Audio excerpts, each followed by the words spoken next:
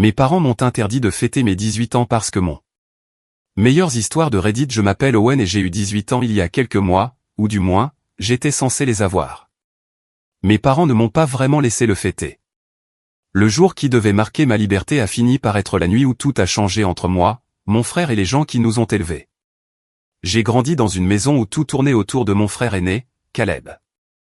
Il avait 2 ans de plus que moi, le surdoué, l'enfant chéri, le futur médecin. Du moins, c'est comme ça que ma mère le décrivait toujours à quiconque voulait bien l'entendre. Chaque fois qu'un ami de la famille venait nous rendre visite, elle trouvait un moyen de mentionner ses notes ou le fait qu'il sacrifiait ses week-ends pour faire du bénévolat à l'hôpital, ce qu'il n'a fait, soit dit en passant, qu'une seule fois. Mon père n'était guère mieux. Il rayonnait de fierté chaque fois que Caleb existait, tout simplement. Pendant ce temps, j'étais l'enfant silencieux qui aimait dessiner, lire et rester dans son coin.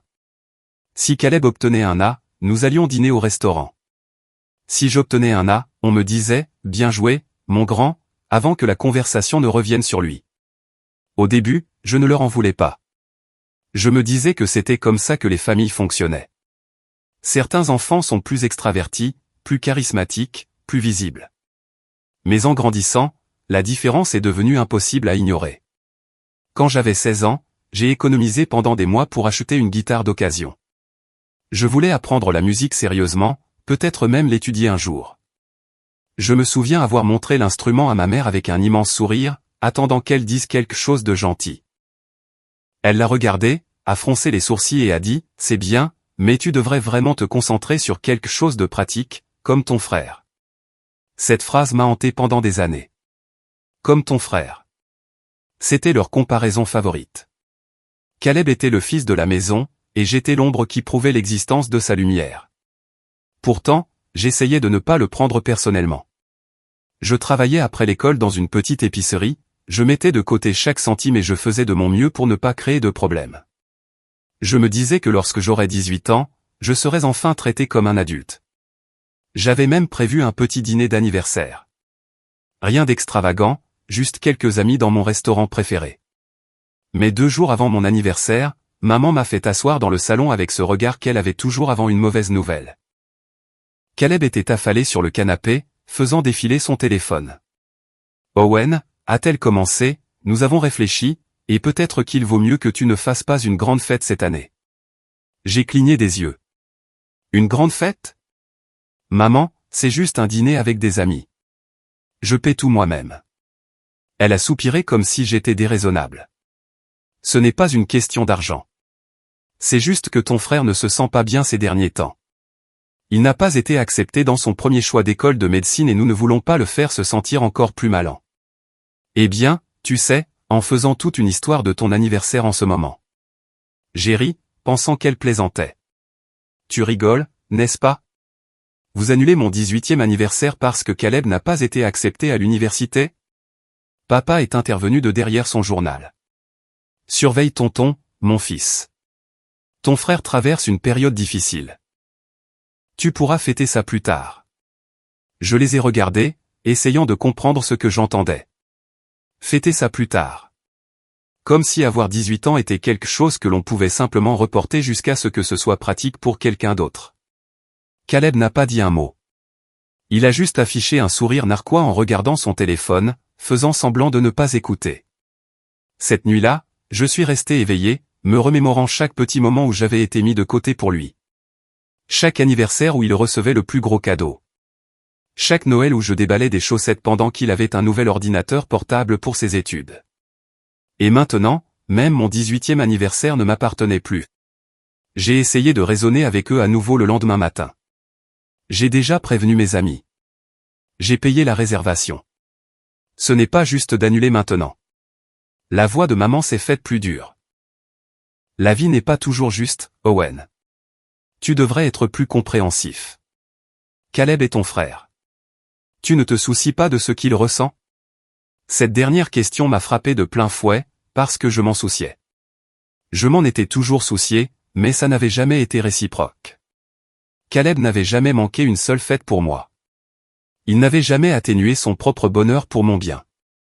Je suppose que les règles ne fonctionnaient que dans un sens. J'ai sauté le petit déjeuner et je suis allé me promener pour me vider la tête.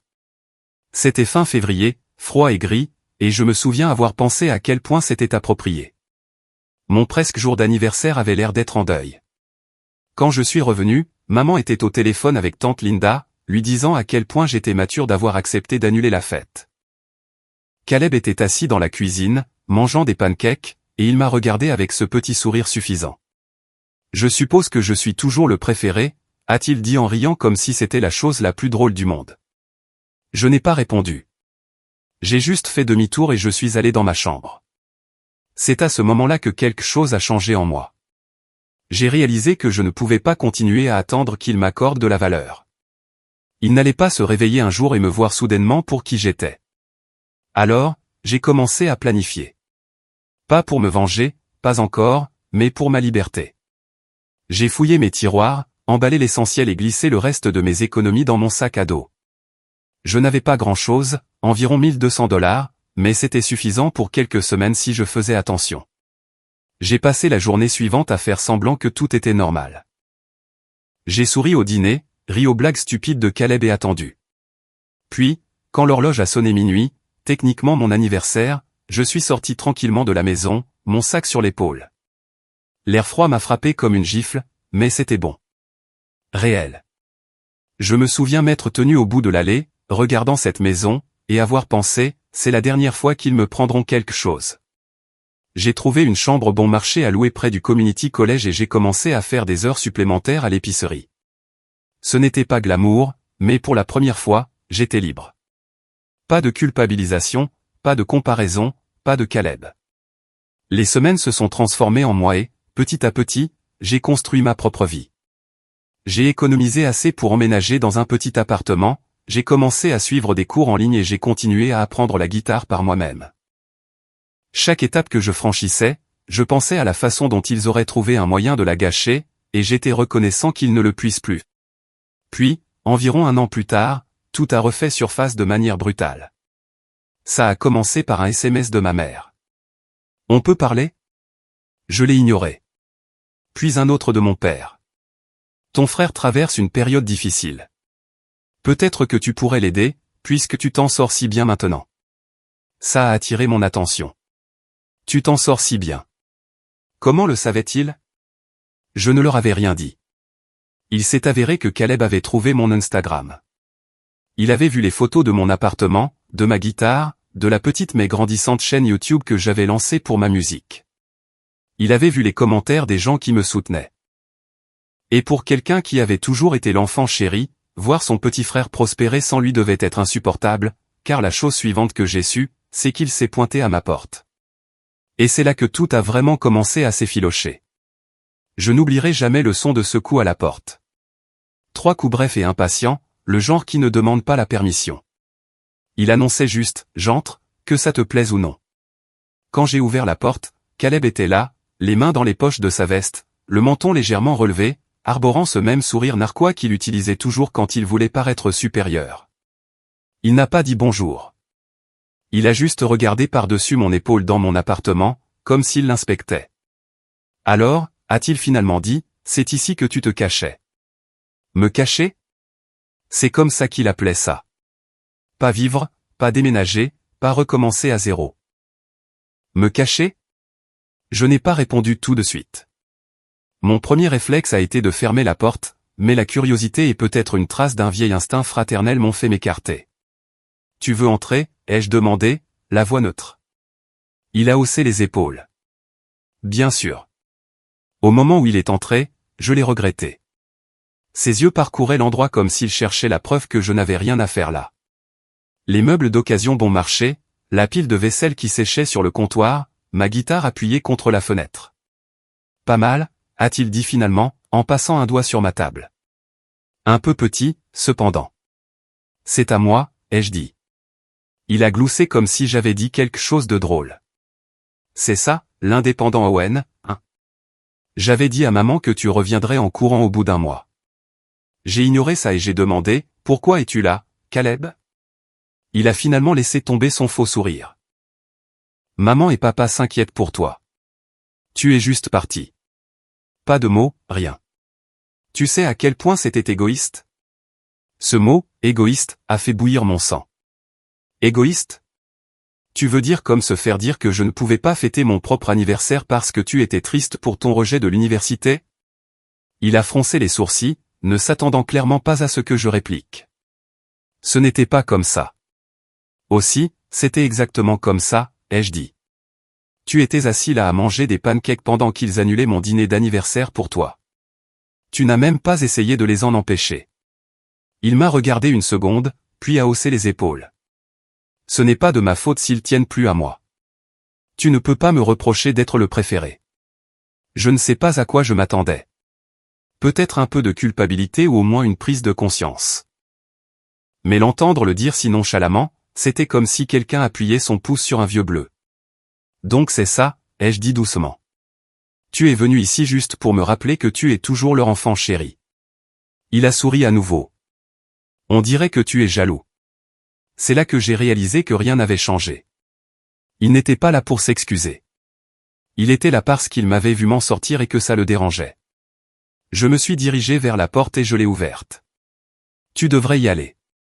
Pendant un instant, j'ai cru qu'il allait discuter, mais au lieu de ça, il a affiché ce sourire exaspérant et a dit, d'accord, mais ne sois pas surpris si maman appelle bientôt. Tu lui manques. Après son départ, je suis resté là, à fixer la porte fermée. Mes mains tremblaient, non pas de peur, mais de colère. J'ai essayé de me secouer, me disant qu'il disparaîtrait à nouveau. Mais une semaine plus tard, ma mère s'est pointée. Je suis rentré du travail et j'ai vu sa voiture garée devant l'immeuble. Elle était appuyée contre, serrant un sac en papier. Owen, a-t-elle appelé en me voyant. Enfin. J'ai soupiré. Maman, comment as-tu trouvé où j'habite? Caleb me l'a dit, a-t-elle répondu comme si de rien n'était. Ne sois pas en colère. On voulait juste te voir. Je n'avais pas l'énergie de discuter, alors je l'ai laissée entrer. Elle a regardé l'appartement, un peu comme Caleb. Mais au lieu de se moquer, elle a juste soupiré de façon dramatique. Tu ne devrais pas vivre comme ça. Cet endroit est si simple. C'est ce que je peux me permettre. Elle a posé le sac en papier sur mon comptoir. Je t'ai apporté de la nourriture. Tu ne manges probablement pas correctement. À l'intérieur se trouvaient des récipients de restes. Les plats préférés de Caleb. La fameuse lasagne de maman, du poulet parmesan, même cette tarte au chocolat qu'elle lui faisait toujours pour ses anniversaires. Tu sais, je n'aime même pas la plupart de ces choses, ai-je dit doucement.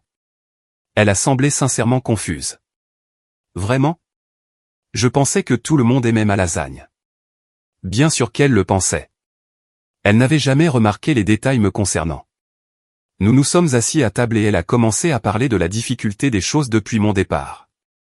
Comment mon père était stressé et comment Caleb faisait de son mieux après son deuxième rejet de l'université. Chaque phrase commençait par ce que quelqu'un d'autre ressentait. Pas une seule fois elle ne m'a demandé comment j'allais. Quand elle l'a finalement fait, c'était sous la forme d'un compliment à double tranchant. Tu as l'air heureux. Je ne pensais pas que tu tiendrais si longtemps ici. Tu as toujours été si sensible. J'ai réprimé l'envie de rire. Tu veux dire que je ne vous ai pas laissé me marcher dessus? Elle a froncé les sourcils. Ne commence pas, Owen. Nous essayons d'arranger les choses. Je voulais la croire. Vraiment. Mais ensuite, elle a dit la chose qui m'a fait réaliser que, arranger les choses, signifiait quelque chose de très différent pour elle que pour moi. Ton frère pourrait emménager avec toi pendant un certain temps, a-t-elle dit nonchalamment. Juste jusqu'à ce qu'il se remette sur pied. Je me suis figé. Quoi? Il a besoin d'un nouveau départ. Tu as clairement réussi à le faire pour toi-même. J'ai pensé que tu pourrais peut-être l'aider. Donnez l'exemple. Je me suis levé. Tu ne peux pas être sérieuse. Elle a cligné des yeux, comme si c'était moi qui étais déraisonnable. Owen, c'est ton frère. Les familles s'entraident. J'ai ri. Un rire laid et amer qui m'a surpris moi-même. Tu veux dire que je l'aide pendant que vous prétendez que c'est juste? Vous ne m'avez jamais aidé quand j'en avais besoin. Son ton est devenu sec. Ne me parle pas comme ça. Nous t'avons tout donné. J'ai regardé mon petit appartement, l'endroit que j'avais construit à partir de rien, et j'ai dit, non, maman. Je me suis tout donné. Vous avez tout donné à Caleb. Elle est restée là, sans voix pour une fois. Puis elle a pris son sac à main, a marmonné quelque chose sur mon ingratitude et est sortie. Pendant les semaines suivantes, les choses se sont calmées. Je me suis concentré sur le travail, les cours et la musique. Ma chaîne YouTube a commencé à gagner en popularité. Pas des chiffres énormes, mais assez pour que je puisse voir un avenir se dessiner. Puis, de nulle part, papa a appelé. Je ne lui avais pas parlé depuis mon départ. Owen, a-t-il dit, sa voix mesurée. Ta mère est morte d'inquiétude. Tu n'aurais pas dû lui parler comme ça. Papa, ai-je dit, fatigué, elle voulait que je laisse Caleb emménager. Eh bien, il a besoin d'un endroit, a dit papa, comme si cela expliquait tout. C'est la famille. Moi aussi, ai-je dit doucement. Mais cela n'a jamais semblé compter. Il a soupiré. Tu dramatises. Nous t'avons toujours aimé. J'ai failli rire. Oui, peut-être en théorie. Il y a eu une longue pause avant qu'il ne dise, si tu ne veux pas aider, très bien. Mais ne t'attends pas à ce que nous te soutenions quand les choses tourneront mal. C'était la goutte d'eau. Vous ne m'avez pas soutenu depuis des années, ai-je dit et j'ai raccroché. Pour la première fois, j'ai senti quelque chose changer en moi. Pas seulement de la colère ou de la peine, mais de la clarté. J'ai réalisé que je ne leur devais rien. Mais l'univers n'avait pas fini de tester cette prise de conscience. Quelques jours plus tard, Caleb s'est à nouveau pointé. Cette fois, il n'était pas seul. Il avait une valise. Ne panique pas, a-t-il dit en la posant près de la porte. Maman a dit que tu me laisserais crècher ici. Je l'ai juste regardé. Non, absolument pas, allez, mec, a-t-il dit en passant une main dans ses cheveux. C'est juste pour quelques semaines. Mon colocataire m'a viré et tu as de la place. J'ai une seule chambre, ai-je dit. Et tu peux te permettre un loyer. Tu as un travail. Il a hésité. Ouais, à ce sujet. J'ai démissionné. Bien sûr qu'il l'avait fait. Caleb ne restait jamais assez longtemps quelque part pour faire face aux conséquences. J'ai croisé les bras. Tu ne restes pas ici, Caleb. Il a levé les yeux au ciel. Waouh. Tu te crois vraiment meilleur que tout le monde maintenant, hein? Le grand homme avec une chaîne YouTube et un appartement miteux. Sors, ai-je dit. Il n'a pas bougé. Tu sais, maman a raison. Tu as changé. Tu étais gentil avant. J'ai pris une profonde inspiration, essayant de rester calme. Tu étais tolérable avant. Ça a attiré son attention. Ses yeux se sont plissés et pendant un instant, j'ai vu une véritable colère y briller. Tu vas le regretter. Et puis il est parti, mais pas avant de prendre une photo de mon appartement en sortant. Je ne savais pas ce qu'il comptait en faire, mais je l'ai vite découvert. Quelques jours plus tard, j'ai reçu un message de ma tante. Est-ce que ça va? Ta mère a dit que tu avais des difficultés et que tu refusais de l'aide. Ne sois pas trop fier, mon chéri. Il n'a pas fallu longtemps pour reconstituer le puzzle. Caleb devait avoir montré cette photo à mes parents, affirmant que je joignais à peine les deux bouts. Ils ont probablement raconté à toute la famille que j'étais trop têtu pour rentrer à la maison.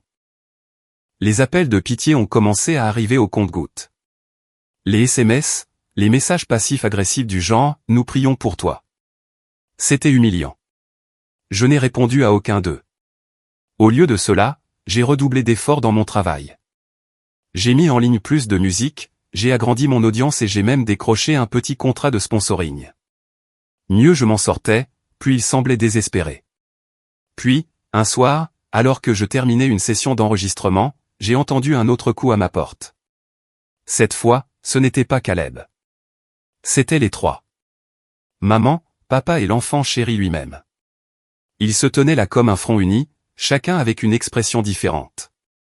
Maman avait l'air anxieuse, papa avait l'air sévère et Caleb avait l'air suffisant. « On peut entrer ?» a demandé maman. J'ai hésité, puis je me suis écarté.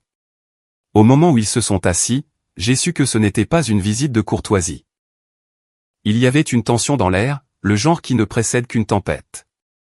Papa a parlé le premier. Nous devons parler de ton attitude. Quelle attitude, ai-je demandé. Maman a sauté sur l'occasion. Tu as été distant, irrespectueux. Nous avons essayé de t'aider, mais tu nous repousses sans cesse. J'ai failli rire à nouveau. M'aider? Vous avez annulé mon 18e anniversaire parce que Caleb ne se sentait pas assez spécial. Vous avez essayé de le faire emménager dans mon appartement et maintenant vous dites que c'est moi le problème. Caleb a croisé les bras, se penchant en arrière sur sa chaise. Tu aimes vraiment jouer la victime, hein? C'en était trop. Quelque chose en moi a craqué. Je les ai regardés un par un. Les personnes qui m'avaient fait sentir invisible toute ma vie. Et pour la première fois, je n'avais pas peur de parler. Vous savez quoi, ai-je dit doucement. Peut-être que j'en ai fini d'être le silencieux. Et juste au moment où j'allais leur dire tout ce que j'avais gardé pour moi pendant des années, toute la rancœur, toute la douleur, Caleb a souri narquoisement, s'est penché en avant et a dit quelque chose qui a tout changé. Le sourire narquois de Caleb disait tout avant même que les mots ne sortent de sa bouche. Il se pencha en avant, les coudes sur les genoux, cette fausse confiance décontractée dégoulinant de lui comme de l'huile. Tu crois que tu as tout compris, n'est-ce pas, Owen, dit-il. Ton petit appartement, ta chaîne YouTube, ton indépendance. Tu penses vraiment que ça te rend meilleur que nous? Je n'ai pas répondu. J'essayais toujours de comprendre pourquoi ils étaient tous là, assis dans mon petit salon comme pour une intervention. Sauf que personne ne semblait s'inquiéter pour moi. Ils avaient l'air en colère, menacés. Maman joignit les mains et prit une inspiration tremblante. Nous ne sommes pas venus ici pour nous battre. Chérie, nous avons juste. Nous devons être honnêtes à propos de quelque chose. Mon estomac se noie. Qu'est-ce que ça veut dire? La mâchoire de papa se contracta comme s'il se forçait à rester calme.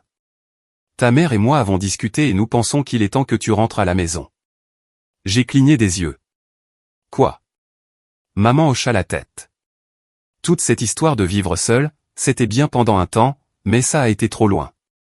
Tu t'isoles. Tu es orgueilleux. Caleb a besoin de soutien et nous avons besoin de retrouver notre famille. Voilà encore. Caleb a besoin. C'était toujours à propos de ce dont il avait besoin.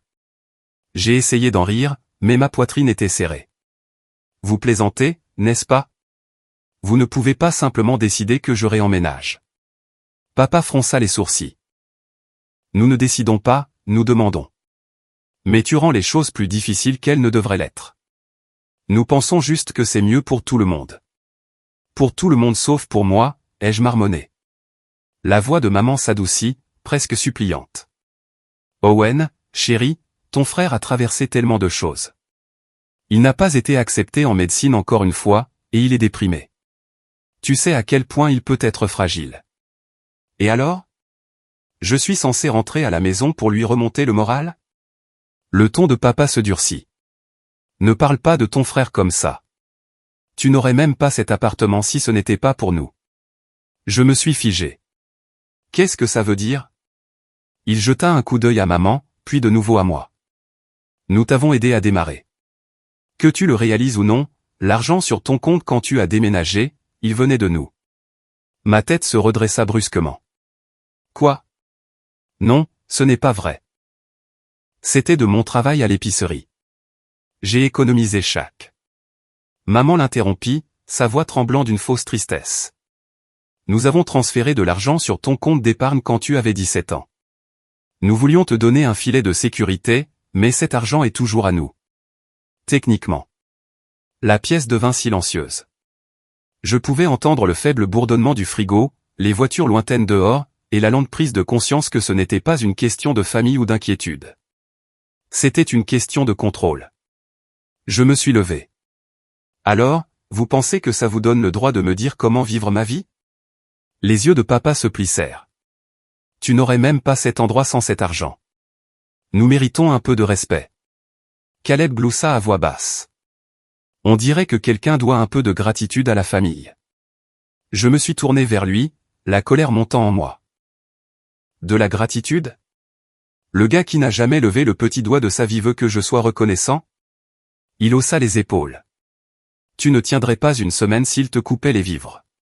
Je voulais crier, hurler, mais quelque chose dans son regard suffisant me disait que c'était exactement ce qu'il voulait, que je perde le contrôle pour qu'il puisse à nouveau jouer les victimes.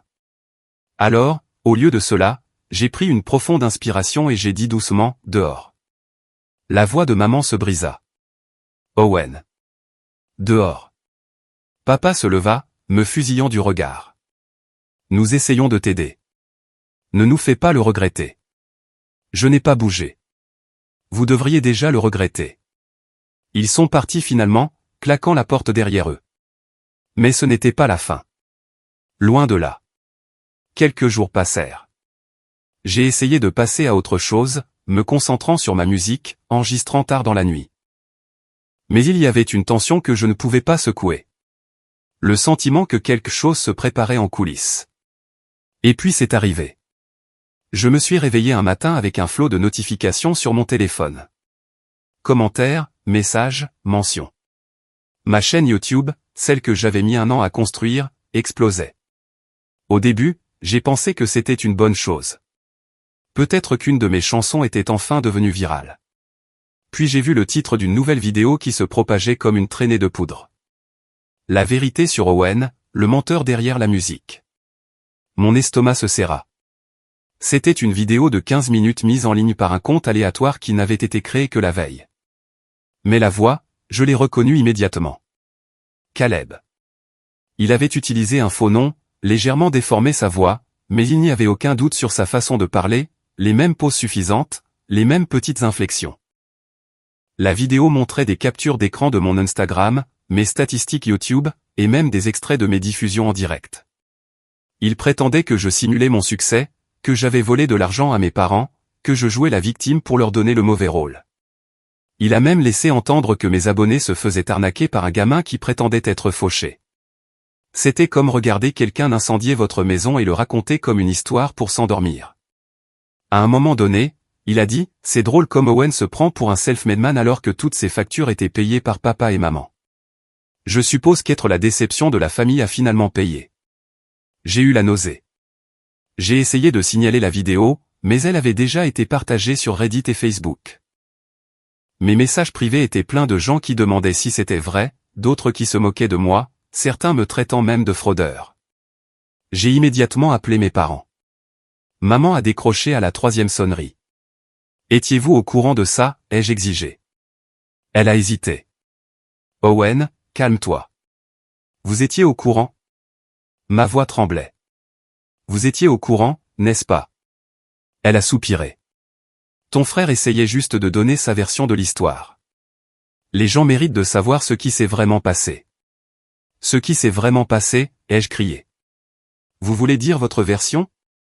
Ou je suis le méchant pour avoir voulu un anniversaire normal? La voix de papa s'est jointe en arrière-plan. Tu as cherché ça, Owen. Tu nous as coupé de ta vie. Tu ne nous as pas laissé le choix. Je n'en croyais pas mes oreilles. Vous l'avez laissé faire ça? Vous l'avez laissé traîner mon nom en ligne. Maman a dit doucement, tu aurais juste dû rentrer à la maison. J'ai raccroché avant de dire quelque chose que je ne pourrais pas retirer. Cette nuit-là, je suis resté assis dans mon appartement sombre, fixant la lueur de l'écran de mon ordinateur portable. La vidéo avait atteint 20 000 vues. La section des commentaires était un champ de bataille. La moitié des gens me défendaient, l'autre moitié me démolissait. Et puis j'ai vu un commentaire du compte personnel de Caleb. Je suppose que le succès est de famille. Certains d'entre nous le méritent honnêtement. J'ai refermé l'ordinateur portable si fort que le son a résonné dans l'appartement. Pour la première fois de ma vie, je ne me sentais pas seulement en colère. Je me sentais trahi, complètement, profondément trahi par les personnes qui étaient censées me protéger. Ils n'avaient pas seulement gâché mon anniversaire ou mon enfance ou ma tranquillité d'esprit. Ils essayaient activement de détruire tout ce que j'avais construit. J'ai à peine dormi cette nuit-là. Mes pensées tournaient en boucle. Des flashs du sourire narquois de Caleb, de la voix de ma mère, des menaces de mon père. J'ai pensé à toutes les fois où j'avais excusé leur comportement, toutes les fois où je m'étais dit qu'ils changeraient. Mais maintenant, je le voyais pour ce que c'était.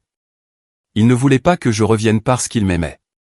Ils voulaient que je revienne parce qu'ils ne supportaient pas l'idée que je m'en sortais mieux sans eux. Le lendemain matin, j'ai reçu un autre SMS de Caleb.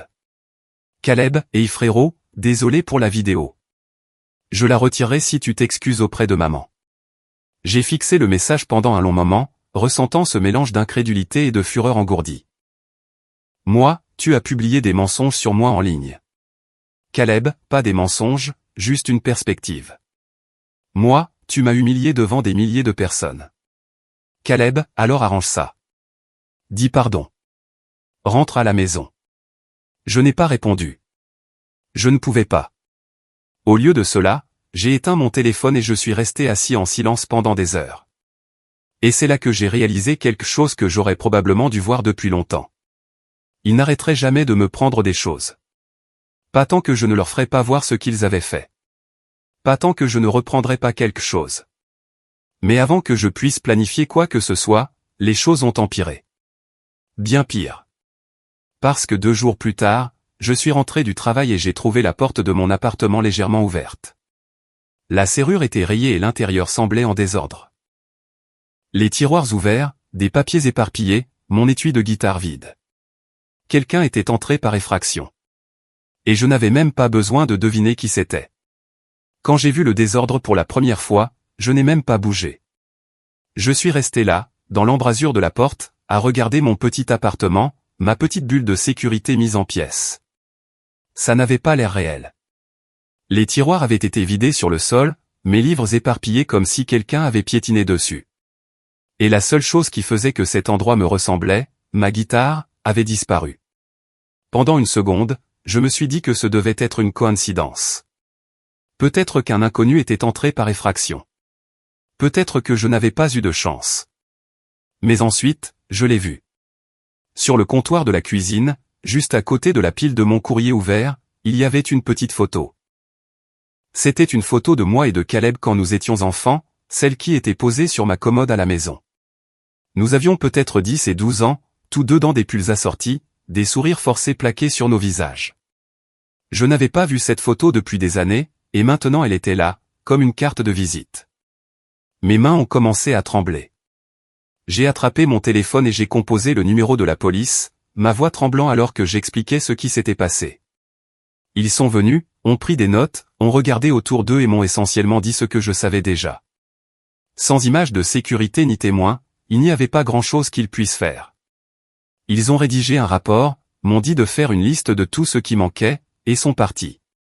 Au moment où la porte s'est refermée derrière eux, le silence m'a paru plus lourd qu'avant. Je me suis affalé sur le canapé, entouré par les débris, et je suis resté assis là, à fixer l'endroit vide où se trouvait ma guitare. Ce n'était pas seulement un instrument. C'était la seule chose que j'avais achetée entièrement par moi-même. Ma première vraie preuve que je pouvais faire quelque chose de ma vie. Et maintenant, elle avait disparu. Cette nuit-là, je n'ai pas dormi. Je ne pouvais pas. Chaque son me faisait sursauter. Le bourdonnement du frigo, le craquement du plancher, tout semblait être une menace. Je suis resté éveillé jusqu'au lever du soleil, faisant défiler mon téléphone, relisant de vieux messages de ma mère et de Caleb, essayant de comprendre comment j'en étais arrivé là. Le lendemain matin, j'ai à nouveau fouillé mes tiroirs, cette fois plus attentivement. J'ai trouvé quelque chose que je n'avais pas remarqué auparavant. Une enveloppe cachée derrière une pile de reçus. À l'intérieur se trouvait une note pliée, écrite de l'écriture inimitable de mon frère. Tu aurais dû rester humble, petit frère. Peut-être que ça t'apprendra. Pas de signature, pas d'explication, juste ça. Mes mains se sont serrées si fort que le papier s'est froissé. Je sentais la colère monter en moi. Chaude, suffocante et inutile. Parce que qu'est-ce que je pouvais faire? Appeler à nouveau la police et leur dire que mon frère l'avait probablement fait? Il hausserait simplement les épaules et dirait que c'était une affaire de famille. Alors, au lieu de cela, je n'ai rien fait. J'ai nettoyé le désordre, jeté la note dans un tiroir et me suis forcé à continuer. Je suis allé travailler ce jour-là comme un zombie. Mon patron, un homme plus âgé et gentil nommé Rick, l'a remarqué immédiatement. « Ça va, gamin ?» a-t-il demandé en réapprovisionnant les étagères. « Ouais », ai-je menti. Juste fatigué. Il n'a pas insisté. Il a juste hoché la tête et a dit, « Tu es l'un des bons. Ne laisse pas les gens t'épuiser. » C'était une chose si simple à dire, mais pour une raison quelconque, ça m'a marqué. J'avais besoin d'entendre ça, que je n'étais pas fou de ressentir ce que je ressentais. Les jours suivants, je suis resté silencieux. Je n'ai pas appelé mes parents. Je n'ai pas envoyé de SMS à Caleb. Je travaillais, mangeais et dormais. Le monde extérieur à mon appartement continuait de tourner, mais le mien s'était réduit à quelque chose de petit et de silencieux. Ma chaîne YouTube en a pris un coup. J'ai perdu des abonnés. Les marques ont cessé de répondre et quelques-uns de mes fans ont envoyé des messages disant qu'ils étaient déçus après avoir vu cette vidéo que Caleb avait faite. J'ai essayé de publier une courte mise à jour expliquant que tout était faux, mais cela n'a fait qu'empirer les choses. Les trolls sont arrivés en force, m'accusant de mentir, disant que je jouais à nouveau la victime. C'était comme crier dans un vide qui ne faisait que renvoyer des rires en écho. Un soir, après une autre longue journée à l'épicerie, je me suis assis sur mon balcon avec une tasse de café refroidi. Le ciel était gris, la ville bourdonnait en dessous de moi. Et pour la première fois, je me suis senti complètement seul. Pas de famille, pas de réputation, pas de guitare, rien qui me faisait me sentir moi-même. C'est là que l'idée m'a frappé. C'était peut-être ça, le fond du trou. Et bizarrement, cela m'a apporté de la clarté. Parce que si c'était le point le plus bas, alors la seule direction restante était vers le haut. Alors, j'ai commencé à faire de petits changements. Je ne les ai pas annoncés, je n'en ai parlé à personne. J'ai juste commencé à reconstruire tranquillement. La première chose que j'ai faite a été de fermer mes anciens comptes de médias sociaux. Absolument tous. J'ai créé une nouvelle chaîne YouTube sous un pseudonyme et j'ai recommencé à publier en utilisant ce qu'il me restait. Ma guitare de secours, un vieux micro et un ordinateur portable bon marché. Je ne me souciais plus des abonnés. J'avais juste besoin de créer. Ça faisait du bien, presque thérapeutique, comme si je reprenais des morceaux de moi-même qu'ils ne pouvaient pas toucher.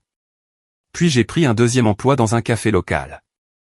La propriétaire, une femme nommée Claire, m'a embauché sans trop de cérémonie. Elle aimait mon éthique de travail, et bientôt je faisais les services du matin là-bas et ceux du soir à l'épicerie. C'était épuisant, mais ça me maintenait concentré. Quelques semaines passèrent et je commençais à remarquer quelque chose d'étrange. Le silence. Pas d'appel, pas de SMS, pas de nouveau chaos. C'était comme si ma famille avait finalement décidé que je n'en valais plus la peine. Mais le silence ne signifiait pas la paix. Cela signifiait qu'il planifiait quelque chose. Je pouvais le sentir. Un soir, après avoir fermé le café, je suis rentré chez moi pour trouver une lettre collée sur ma porte.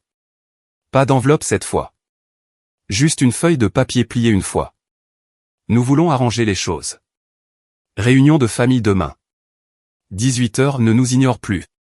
Pas de signature, mais je n'en avais pas besoin. L'écriture était celle de mon père. J'ai froissé la note et l'ai jetée à la poubelle, mais je ne pouvais pas m'empêcher d'y penser. Que signifiait même « arranger les choses » dans leur monde ? Habituellement, cela signifiait prétendre que rien ne s'était passé pendant que je m'excusais pour tout. Pourtant, une partie de moi, la partie naïve qui espérait encore quelque chose de bon, a envisagé de s'y rendre. Peut-être qu'ils avaient réalisé à quel point ils avaient eu tort. Peut-être que Caleb avait avoué. Peut-être qu'ils étaient prêts à être une vraie famille. À 18h le lendemain, je faisais les 100 pas dans mon salon, tiraillé entre la curiosité et l'instinct de survie. Finalement, je n'y suis pas allé. Je savais comment cette réunion se terminerait, avec moi, culpabilisé pour leur pardonner pendant que Caleb serait assis là, souriant narquoisement. Alors je suis resté à la maison et 1 heure plus tard, mon téléphone a explosé. Maman, nous t'avons attendu. C'était ta dernière chance d'arranger les choses. Papa, ne prends plus la peine d'appeler. C'est fini entre nous. C'était ça. Des années de loyauté, de mendicité pour leur approbation, d'essais pour prouver que j'étais suffisant. Tout effacé en 2 messages. Pour la première fois, cependant, je n'ai pas pleuré. Je me sentais juste vide, puis calme, parce que j'ai réalisé quelque chose de puissant à ce moment-là. Je n'avais plus besoin d'eux. Mais le destin, ou peut-être l'ironie, n'était pas prêt à me laisser tranquille. Quelques jours plus tard, j'ai reçu un email d'une entreprise, celle qui avait sponsorisé ma chaîne de musique avant que tout ne s'effondre. Ils avaient vu le drame en ligne et avaient décidé de couper les ponts. Ma petite source de revenus avait disparu. Ça faisait mal, bien sûr, mais une partie de moi s'y attendait. Les dégâts causés par Caleb n'allaient pas disparaître du jour au lendemain. J'ai passé les semaines suivantes à joindre les 2 bouts. Loyer, nourriture, travail, et on recommence. J'avais à peine le temps de penser, et c'était peut-être une bénédiction. Mais de temps en temps, je regardais ce coin vide où se trouvait ma guitare et je ressentais à nouveau cette douleur. Puis un soir, alors que je fermais le café, Claire est sortie de l'arrière avec une lettre à la main. « Quelqu'un a déposé ça pour toi, dit-elle. » J'ai froncé les sourcils. « Pour moi. » Elle a hoché la tête. « Un type a dit qu'il était ton frère. » Mon estomac se serra. J'ai pris l'enveloppe et je suis sorti dans l'air frais de la nuit avant de l'ouvrir. À l'intérieur se trouvait une seule note et une photo. La note disait « Tu n'es pas venu », alors je leur ai montré la vérité. La photo était de moi, assis dans mon appartement sans m'en douter. Prise à travers ma fenêtre. J'ai senti le sang quitter mon visage. C'est là que ça m'a frappé. Caleb n'était pas seulement entré par effraction une fois. Il m'avait surveillé. Je ne suis pas rentré chez moi cette nuit-là. Je ne pouvais pas. Je suis resté au café jusqu'à l'aube, buvant du café rassis, fixant cette photo et essayant de réfléchir. Mon frère n'était pas seulement cruel, il était obsédé. Il voulait que je craque complètement. Mais assis là, entouré par le bourdonnement des machines à expresso et les faibles lumières de la ville à l'extérieur, quelque chose en moi s'est endurci. Il voulait que je me sente impuissant. Il me voulait effrayer. Et pour la première fois de ma vie, j'ai décidé que je n'allais pas lui donner cette satisfaction. Si c'était ça, le fond du trou, s'il m'avait vraiment tout pris, alors il était temps d'arrêter de jouer en défense. Parce que j'avais peut-être été le silencieux pendant toutes ces années. Mais je n'étais pas stupide. Et si Caleb pensait qu'il pouvait me détruire et s'en tirer indemne, il était sur le point d'apprendre à quel point il avait tort. Quand on touche le fond, il y a quelque chose d'étrangement libérateur. On arrête de se soucier de ce que les gens pensent de vous parce que, honnêtement, il n'y a plus rien à perdre. C'est là que j'en étais, assis dans la banquette d'angle du café au lever du soleil, regardant les gens passer avec leur café du matin, réalisant que pour la première fois depuis des années, je ne devais d'explication à personne. Ni à mes parents, ni à Caleb, à personne. Je suis rentré chez moi plus tard ce matin-là, prudent et alerte. Mon estomac s'est tordu en déverrouillant la porte, m'attendant à moitié à un autre désordre, une autre note, une autre photo. Mais l'appartement était calme. Toujours la même faible odeur de café rassis et de déterge. J'ai vérifié chaque recoin avant de verrouiller la porte derrière moi. Puis je me suis assis à mon bureau et j'ai commencé à écrire. Au début, ce n'était que des paroles, des lignes brutes et en colère sur la trahison et le silence et le poids d'être invisible. Puis des mélodies ont commencé à se former dans ma tête. J'ai pris ma guitare de secours, la bon marché que j'avais achetée d'occasion des années auparavant, et j'ai commencé à enregistrer. Ce n'était pas poli. Ce n'était pas joli, mais c'était réel. Pendant des semaines, j'ai mis tout ce que j'avais dans ce projet. Chaque once de douleur, chaque parcelle de colère, chaque cri silencieux que j'avais retenu pendant des années est allé dans ces chansons. J'ai arrêté de me soucier d'obtenir des vues ou des sponsorings. Je n'ai même pas utilisé mon vrai nom cette fois, juste le pseudonyme Noah West. Je voulais que la musique parle d'elle-même, sans le fardeau du nom de ma famille. Au début, rien ne s'est passé. Les vidéos obtenaient quelques centaines de vues ici et là. Un commentaire disant « ça sonne différemment ». J'aime bien. Un autre disant « on peut sentir l'émotion là-dedans ». C'était suffisant pour me faire continuer. Au deuxième mois, les choses ont commencé à changer. Une de mes chansons, Glass Houses, Maison de verre, a été reprise par une petite chaîne de musique qui partageait des artistes underground. En une semaine, elle avait 100 000 vues. Puis sont venus les messages. Des gens de partout disant que la chanson leur semblait personnelle, qu'elle les avait aidés à traverser des choses qu'ils ne pouvaient même pas décrire. Une fille du Canada a écrit « J'ai écouté ça en boucle quand ma famille m'a renié. Merci de m'avoir fait me sentir moins seul. » Je n'ai pas répondu à chaque message, mais je les ai tous lus. Chacun me rappelait que peut-être, juste peut-être, tout ce que j'avais traversé n'était pas pour rien. Au troisième mois, je recevais des emails de producteurs indépendants me demandant si je voulais collaborer. L'un m'a même proposé de faire figurer ma chanson dans la bande originale d'une série dramatique pour adolescents sur Netflix. Les droits d'auteur n'étaient pas encore révolutionnaires, mais ils suffisaient à couvrir le loyer confortablement. Pour la première fois depuis que j'avais quitté la maison, je ressentais quelque chose que je n'avais pas ressenti depuis des années. La stabilité. J'ai quitté mon travail à l'épicerie pour me consacrer à la musique à plein temps. Claire, au café, a insisté pour que je reste à temps partiel. Juste au cas où tu aurais besoin d'un endroit pour respirer, a-t-elle dit, et honnêtement, j'en étais reconnaissant. Elle était l'une des rares personnes à me voir comme une personne, pas un projet. Un jour, après avoir terminé mon service, elle s'est assise en face de moi à l'une des tables et a dit « Tu as l'air plus léger ces jours-ci. » J'ai souri pour la première fois depuis un moment. « Ouais, je suppose que j'arrive enfin quelque part. » Elle a hoché la tête. Ce qui est drôle avec le succès, c'est qu'il est assez bruyant pour que les gens commencent à l'entendre même quand on n'essaie pas de crier. Je ne réalisais pas à quel point c'était vrai jusqu'à 2 semaines plus tard. J'ai reçu un email d'une adresse inconnue. L'objet était « J'ai vu ta vidéo. Fier de toi. » C'était de ma tante Linda, la seule parente qui m'ait jamais traité comme si je comptais. Elle a dit qu'elle était tombée sur ma nouvelle chaîne par accident et qu'elle n'avait aucune idée que c'était moi jusqu'à ce qu'elle reconnaisse ma voix. « J'ai toujours su que tu trouverais ton chemin », a-t-elle écrit. Ne laisse personne te prendre ça à nouveau. Lire cela a été comme une petite guérison, comme si une pièce du puzzle brisé de mon passé s'était tranquillement remise en place. Mais le succès a une façon d'attirer l'attention, même celle que l'on ne veut pas. Un mois après que Glass Houses soit devenu viral, j'ai reçu un message sur Instagram. Pas de photo de profil, pas de nom, juste « belle chanson ». Dommage que tes parents ne sachent pas que c'est toi. Mon cœur s'est serré. Je n'ai pas répondu, mais je n'en avais pas besoin. Je savais exactement qui l'avait envoyé. Caleb. Il m'avait retrouvé. Mais cette fois, quelque chose était différent. Je n'avais pas peur. Je n'étais pas le même gamin silencieux qui avait quitté la maison cette froide nuit de février. J'avais quelque chose maintenant, quelque chose qu'ils ne pouvaient pas me prendre, la preuve que je pouvais construire une vie sans eux. Au lieu de réagir, je suis resté silencieux. J'ai continué à publier de la musique, à travailler et à construire lentement mon public. Chaque chanson que je sortais grandissait plus vite que la précédente. À la fin de l'année, mon nombre d'abonnés avait dépassé le demi-million. Et puis est arrivé le jour qui a tout changé. J'étais au café quand Claire m'a appelé dans son bureau. Elle m'a tendu son téléphone avec un sourire. « Regarde », a-t-elle dit.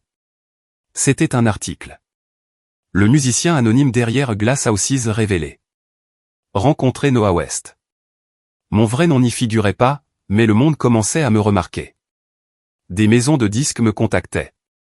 Des interviews, des articles, même de petites apparitions à la télévision.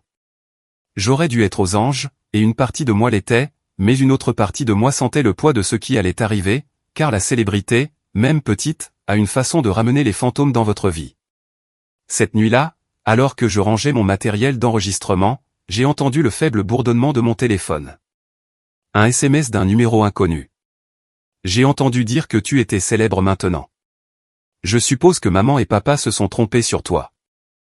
Vous voyez, pas d'excuses, pas de reconnaissance de ce qu'il avait fait. Juste ce ton suffisant et passif-agressif qu'il maîtrisait depuis l'enfance. Je n'ai pas répondu. Je ne l'ai pas bloqué non plus. J'ai juste laissé le message là, comme un rappel. Mais je n'étais pas naïf. Je le connaissais assez bien pour savoir qu'il ne s'arrêterait pas là. Caleb se nourrissait de contrôle, et le perdre, me perdre, devait le rendre fou. Effectivement, quelques semaines plus tard, mes parents ont pris contact. Cette fois, pas avec de la culpabilisation ou des insultes, juste des messages soigneusement rédigés qui sonnaient comme répétés. « Maman, nous t'avons vu aux infos. Nous sommes si fiers de toi. Peut-être que nous pourrions venir à l'un de tes concerts. Papa, tu as vraiment fait quelque chose de toi, mon fils. Mettons le passé derrière nous. » J'ai fixé ces messages pendant un long moment, les lisant et les relisant. Les mêmes personnes qui m'avaient renié, humilié, traité d'ingrat, voulaient maintenant me célébrer. Et peut-être que quelques mois plus tôt, j'aurais été tenté de croire qu'ils avaient changé. Mais j'avais appris quelque chose d'important à leur sujet. Leur amour était conditionnel. Il n'existait que lorsque j'étais assez petit pour qu'ils puissent me contrôler. Pourtant, je n'ai pas supprimé les messages. Pas encore. Parce qu'une partie de moi, le stratège en moi, a réalisé que j'avais peut-être enfin l'avantage. Je n'ai pas répondu, mais j'ai commencé à tout documenter. Les messages, les appels, les commentaires sur mes vidéos de comptes anonymes qui en savaient toujours trop sur ma vie. J'ai même installé une caméra à l'intérieur de mon appartement. Cette fois, une face à la porte, une près de la fenêtre. Si Caleb ou mes parents voulaient à nouveau jouer à des jeux, j'allais être prêt. Pendant ce temps, je continuais de monter. L'offre du label est arrivée en février, exactement un an après mon 18e anniversaire, la nuit où j'avais quitté la maison. Un cercle poétique complet. Ils voulaient me signer pour un petit contrat d'album, avec une liberté de création totale.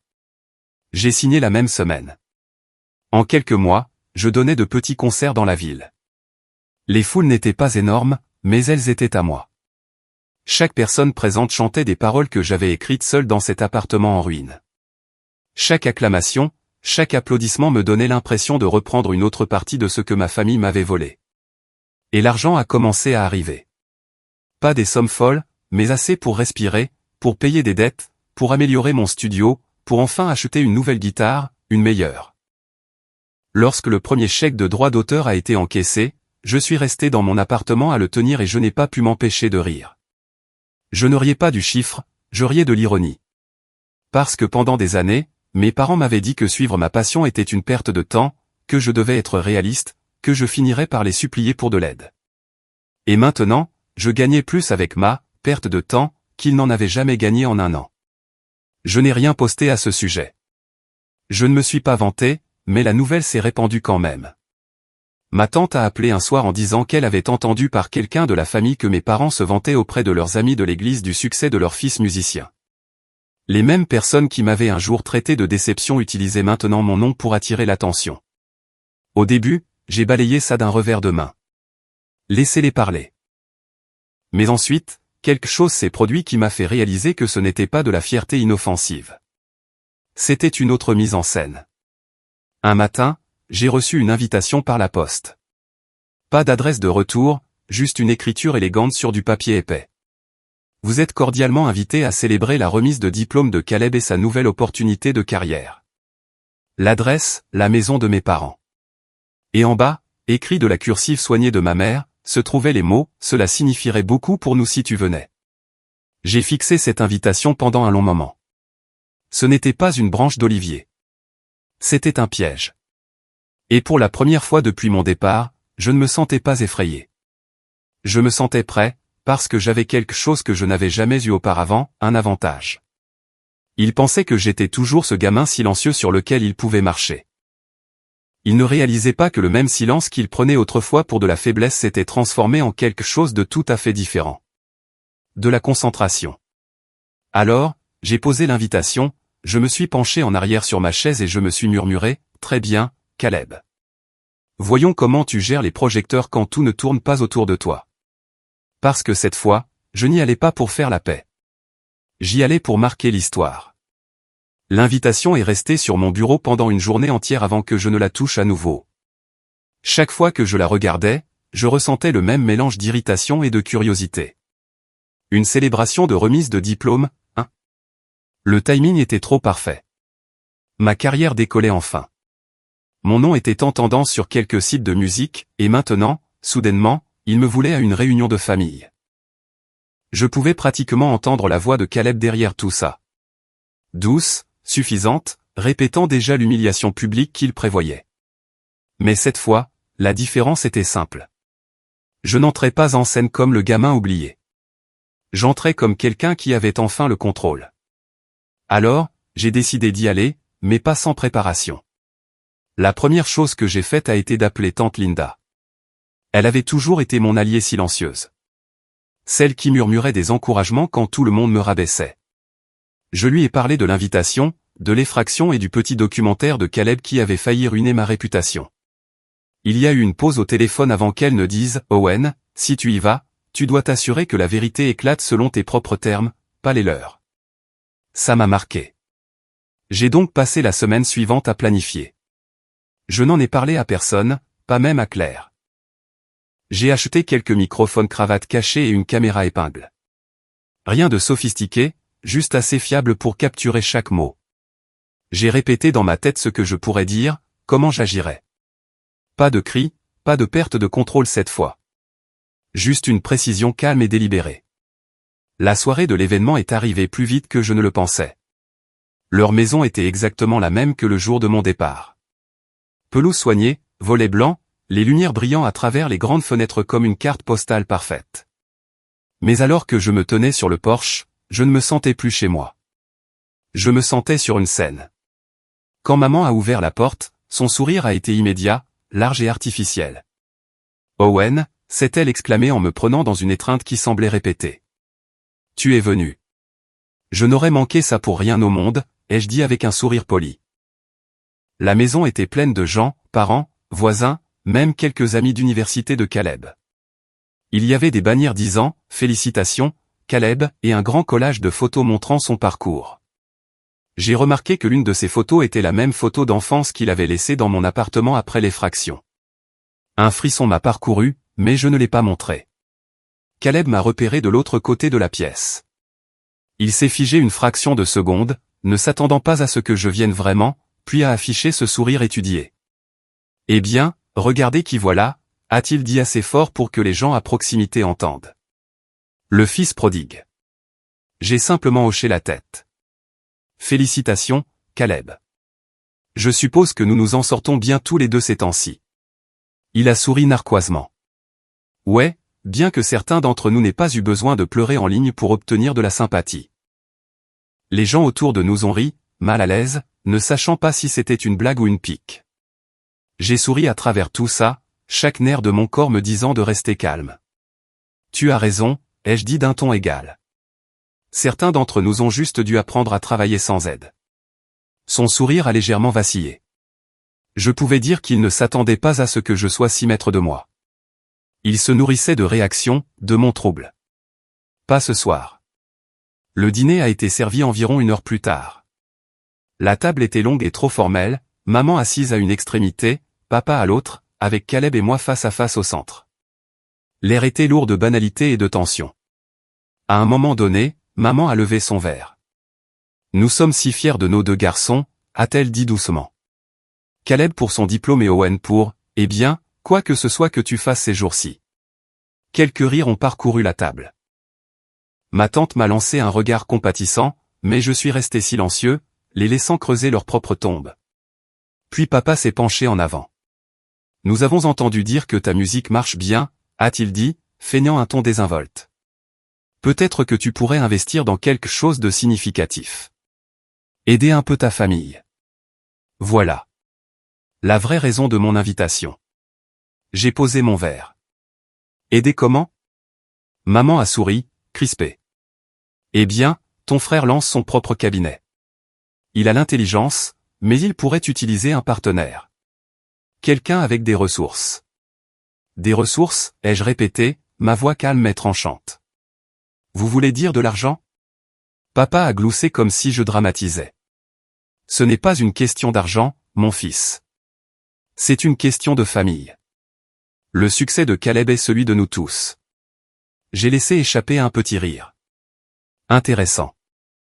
Parce que quand j'étais en difficulté, je ne me souviens pas que quelqu'un ait dit que ma douleur était aussi celle de la famille.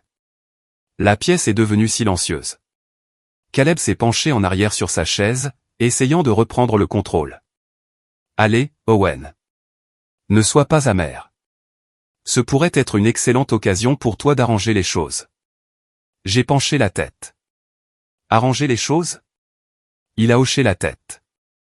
Tu sais, après toute cette histoire de vidéo, les gens t'ont peut-être pardonné, mais Internet n'oublie jamais. T'aligner avec moi, un professionnel respecté, pourrait t'aider à nettoyer ton image. Pendant un instant, je n'ai même pas pu parler. Je l'ai juste regardé, réalisant à quel point son arrogance était profonde. Il croyait vraiment me faire une faveur. J'ai alors souri, lentement et délibérément. Tu as raison, Caleb. Internet n'oublie pas. Et c'est là que j'ai sorti mon téléphone de ma poche, tourné l'écran vers lui et appuyé sur lecture. C'était un court clip, peut-être 1 minute, mais chaque mot était parfaitement clair. Sa voix, son visage, assis dans mon appartement, tenant ma guitare volée, en train de rire. Tu aurais dû rester humble, petit frère. Peut-être que ça t'apprendra. La table est tombée dans un silence de mort. On aurait pu entendre une mouche voler. L'expression de Caleb s'est figée. Oh, as-tu eu? J'ai installé des caméras après la première fois que tu es entré par effraction, ai-je dit calmement. Je suppose que tu les as oubliés. La fourchette de maman a cliqueté sur son assiette. Caleb, qu'est-ce que c'est que ça? Il a bégayé, le visage pâle. C'est faux. Il ment. Mais je sortais déjà la deuxième preuve, un rapport de police imprimé de l'effraction. Je n'ai pas porté plainte avant, ai-je dit. Je ne voulais pas gâcher ta vie. Mais vu que tu continues de mentir à ce sujet, il est peut-être temps que j'arrête de te protéger. Mon père a regardé entre nous deux, le visage rouge. Tu as enregistré ton frère? Je me suis tourné vers lui. Non, c'est lui qui m'a enregistré. Il a fait de fausses vidéos pour salir mon nom, est entré par effraction chez moi et m'a volé. J'ai juste documenté la vérité. Des murmures se sont répandus autour de la table. La main de tante Linda a couvert sa bouche. Caleb avait l'air acculé, sa mâchoire se crispant. Tu ne peux pas prouver. En fait, ai-je dit en le coupant, si, je peux. J'ai tapé à nouveau sur mon téléphone, cette fois en ouvrant une page web privée, le site de mon avocat. Voici mon nouveau manager. Et oui, il est aussi avocat. Nous préparons un procès civil depuis des mois. Calomnie, diffamation, vol de biens, tout est soigneusement documenté. La couleur a complètement quitté le visage de Caleb. Maman s'est approchée de lui en chuchotant, « Dis-moi que ce n'est pas vrai. » Il n'a pas répondu. Je me suis penché en arrière, calme, stable. Ne vous inquiétez pas, je ne porte pas plainte pour l'instant. Mais je voulais que tout le monde ici voie qui est la vraie victime. Et si l'un d'entre vous répète un jour ce qu'il a publié sur moi, ai-je regardé autour de la table, ma voix calme mais ferme, vous aurez de ces nouvelles aussi.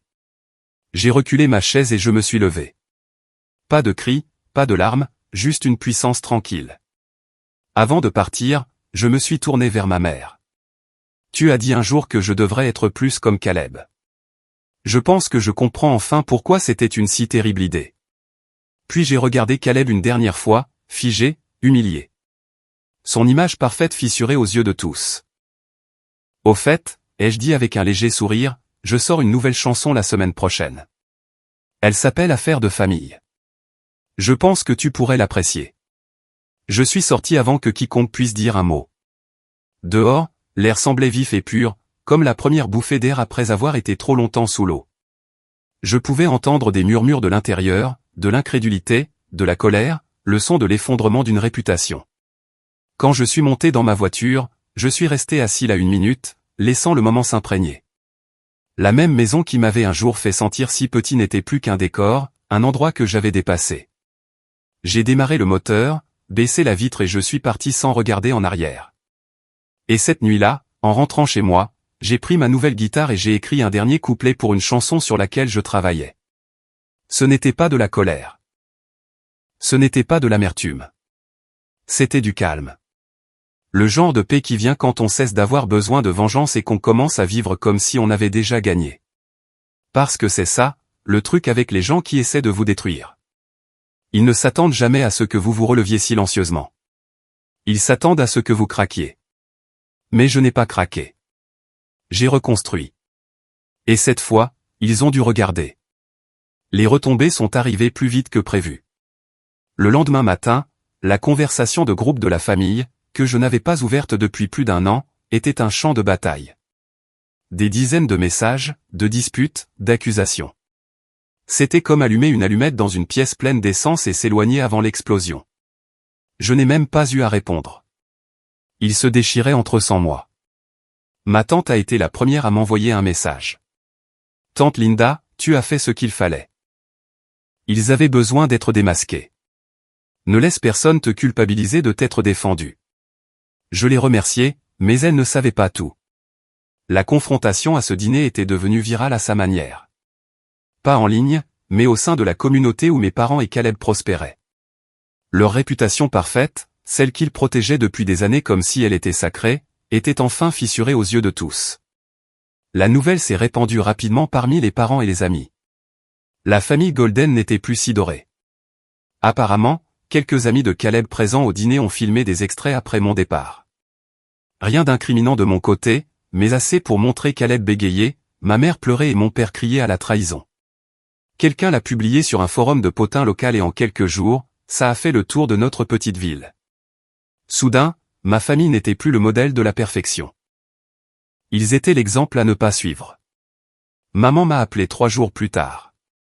Sa voix était tremblante, fatiguée. Owen, s'il te plaît, tu nous as humiliés. Maman, ai-je dit calmement, je ne vous ai pas humilié. J'ai juste arrêté de vous couvrir. Elle a essayé de paraître sympathique. Le même vieux ton qu'elle utilisait quand elle voulait le contrôle. Ton frère est dévasté. Il n'a pas quitté sa chambre. Tant mieux, ai-je dit avant de pouvoir me retenir, puis plus doucement. Peut-être qu'il saura enfin ce que ça fait. Elle a soupiré en reniflant. Nous sommes une famille. Nous devrions nous entraider, pas nous détruire. Cette phrase m'a presque fait rire. Je n'ai jamais fait partie de la famille pour vous, maman. J'étais juste le point de comparaison, le rappel de ce que Caleb n'était pas. Il y a eu un silence à l'autre bout du fil. Et pour une fois, elle n'a pas eu de réponse rapide. Juste un petit, nous ne voulions pas que ça aille aussi loin, brisé. Mais c'était le cas. Et maintenant, il n'y avait plus de retour en arrière possible. Après cet appel, j'ai bloqué son numéro. Pas par colère cette fois, mais par tranquillité d'esprit. Dans les semaines qui ont suivi, les ondes de cette nuit se sont propagées. L'opportunité de carrière de Caleb a disparu. Le cabinet dont il se vantait s'est avéré être une offre de stage, qui a été discrètement retirée après que ses employeurs ont vu le rapport de police que j'avais déposé puis réactivé lorsque je leur ai donné la permission de consulter les preuves. Apparemment, ils ne voulaient pas de quelqu'un avec une affaire civile en cours pour effraction et calomnie près de leurs clients. Je n'ai même pas eu à lever le petit doigt. La vérité avait une façon de faire son propre travail une fois libéré. Mes parents ont essayé de limiter les dégâts. Ils ont appelé des parents, supplié des amis, ont même envoyé de longs messages sur le fait que Caleb était incompris. Mais plus ils essayaient d'arranger les choses, pire c'était. Tout le monde avait vu les fissures maintenant. Le favoritisme, la manipulation, les doubles standards. Même les collègues de mon père ont commencé à prendre leur distance. Ma tante m'a dit qu'elle avait entendu l'un d'eux chuchoter, tel père, tel fils. Pour une famille obsédée par les apparences, ce genre de jugement silencieux était la punition ultime. Et Caleb, eh bien, c'est lui qui est tombé le plus durement. Quelques semaines plus tard, j'ai reçu un message d'un de ses anciens amis. « Mec, ton frère pète les plombs. Il n'arrête pas de déblatérer sur toi. Il dit que tu as ruiné sa vie. » Je n'ai pas répondu, mais je ne vais pas mentir, ça m'a fait du bien de lire ça. Pas parce que je voulais sa destruction, mais parce que pour une fois, c'était lui qui se sentait impuissant. Puis est venue la nuit qui a complètement clos le chapitre. Il était tard, passé minuit, quand j'ai entendu frapper à ma porte. Je n'attendais personne, et pendant une fraction de seconde, ma poitrine s'est serrée, pensant que c'était peut-être encore lui.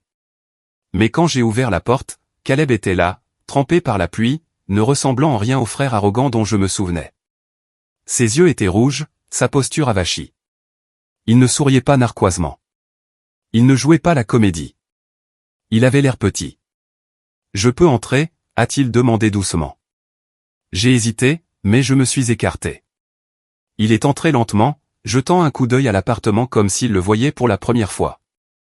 Il s'est assis à la table, et pendant un long moment, aucun de nous n'a parlé. Le son de la pluie frappant la fenêtre remplissait le silence. Finalement, il a dit, « Tu m'as détruit. » J'ai expiré, m'appuyant contre le comptoir. Non, Caleb. Tu t'es détruit toi-même. J'ai juste arrêté de te laisser m'entraîner dans ta chute. Il s'est frotté le visage en secouant la tête. Tu te crois meilleur que moi maintenant? J'ai secoué la mienne. Non, j'ai juste appris la différence entre l'amour et le contrôle. Il est resté silencieux un moment.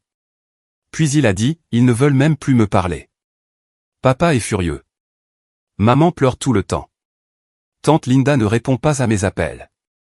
C'est comme si tout le monde s'était retourné contre moi du jour au lendemain.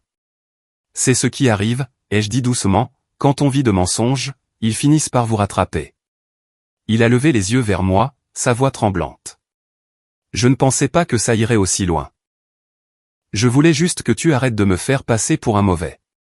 Cette phrase m'a frappé plus fort que prévu. Arrêtez de me faire passer pour un mauvais. C'était tout ce dont il s'agissait depuis le début. Ce n'était pas de la jalousie pour ce que j'avais. C'était de la jalousie pour qui je devenais. J'étais la preuve qu'il n'était pas le fils parfait qu'il pensait qu'il était. Tu as fait ça tout seul, Caleb, ai-je dit. Tout ce que j'ai fait, c'est dire la vérité. Il a baissé les yeux, puis a hoché lentement la tête. Je suppose que je le méritais. Pour la première fois, il n'était pas sur la défensive. Il ne souriait pas narquoisement ni ne me blâmait. Il avait l'air humain, plein de regrets, même. Il s'est levé pour partir, mais s'est arrêté près de la porte. Pour ce que ça vaut, je suis désolé. Pour tout. Je n'ai rien dit. Non pas parce que je ne le croyais pas, mais parce que je n'étais pas prêt à lui donner ce qu'il voulait. L'absolution. Pas encore. Il est parti tranquillement, disparaissant sous la pluie. Je ne l'ai jamais revu après cette nuit. Un mois plus tard, tante Linda m'a dit qu'il avait déménagé dans un autre état, essayant de recommencer à zéro. Mes parents ont vendu la maison et ont déménagé dans plus petit. D'après ce qu'elle a dit, papa a eu un léger AVC et maman passe le plus clair de son temps à s'occuper de lui. Je n'ai pas ressenti de joie en l'apprenant, juste une sorte d'acceptation mélancolique. Le passé s'était finalement effondré sous son propre poids. Pendant ce temps, ma vie continuait d'avancer. L'album sur lequel je travaillais, Glass Houses, est sorti ce printemps-là. Il a débuté modestement, mais le bouche-à-oreille l'a vite propulsé. Les critiques l'ont qualifié de « entend », sincère, et de « chef-d'œuvre tranquille ». Le dernier morceau, 18, était le plus personnel que j'ai jamais écrit. Il racontait l'histoire de cette nuit, de l'anniversaire que je n'ai jamais eu, de la famille qui a essayé de me contrôler et de la liberté que j'ai trouvée en partant. Ce n'était pas de la colère, c'était de la réflexion, et les gens s'y sont profondément connectés. L'un des commentaires sous la vidéo officielle disait « Cette chanson sonne comme quelqu'un qui ferme enfin un chapitre ». Ils avaient raison. Quand les droits d'auteur sont arrivés, j'en ai fait don d'une partie à un refuge pour jeunes près de mon ancien quartier. Des jeunes qui sortaient du système. Des jeunes qui n'avaient nulle part où aller à leurs 18 ans. C'était comme donner une voix à cette version effrayée de moi-même, une chance, un foyer. Parfois, je pensais encore à ma famille, non pas avec haine, mais avec distance, comme des personnages d'un livre que j'avais déjà fini de lire. Et de temps en temps, quand je jouais, 18, en concert, je repérais quelqu'un dans la foule avec le même regard hanté que j'avais autrefois. Quelqu'un à qui on avait dit que ses sentiments ne comptaient pas. Et quand je chantais la dernière ligne, je la chantais pour eux, parce que je savais ce que signifiait être enfin vu. Un soir, après un concert, une fan est venue me voir. Elle avait l'air nerveuse, peut-être 17 ou 18 ans, tenant un morceau de papier froissé avec mes paroles dessus. Cette ligne, a-t-elle dit doucement, celle qui parle de partir pour devenir réelle. Elle m'a sauvé. Je lui ai souri et j'ai dit la seule chose qui me venait à l'esprit, alors elle a fait ce pourquoi elle était faite. Quand elle est partie, je suis resté seul en coulisses, regardant les lumières vides de la scène s'éteindre. J'ai réalisé que mon histoire, la douleur, la trahison, le silence, s'était transformé en quelque chose qui guérissait les autres. C'était ça, la vraie vengeance. Pas la confrontation, pas la révélation, pas même la chute des personnes qui ont essayé de me détruire. La vraie vengeance, c'était de vivre une vie si honnête, si pleine, que ceux qui m'avaient brisé devraient regarder de loin, impuissants à la réécrire. Et quant à moi, j'ai finalement célébré ce 18e anniversaire, un an en retard, mais correctement cette fois. Juste moi, quelques vrais amis et un gâteau avec trop de bougies. Quand ils m'ont demandé ce que je souhaitais, j'ai souri et j'ai dit, rien. Je l'ai déjà. Parce que pour la première fois de ma vie, je n'avais pas besoin de leur approbation. Je n'avais pas besoin de leur amour. J'étais libre. Et la liberté, après une vie passée à être réduit au silence, était la plus douce des vengeances.